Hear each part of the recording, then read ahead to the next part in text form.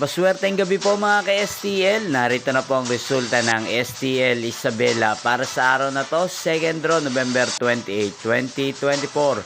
Araw ng Huwebes. Naway ang mga natayan nyo pong mga numero kanina ay manalo nawa ngayong gabing ito, 7 PM. Kaya kunin nyo na po ang inyong mga tickets. Narito na po ang resulta. Ang mga numerong nanalo sa STL Isabela ngayong gabing ito, November 28, 2024, 7 PM, second draw result, 5 at 35 in exact order.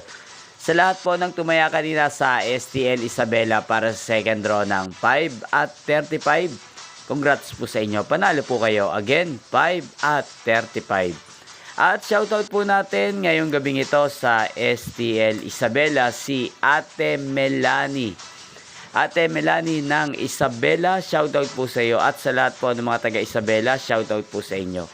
At inyo pong napanood ang resulta ng STL Isabela sa channel na to, Roderick Hernandez TV. Maraming salamat po sa patuloy niyo pong panonood at pagsuporta sa aking channel. Magkita-kita pong muli tayo bukas ng 1:00 ng hapon dito po sa channel na to. Thank you for watching.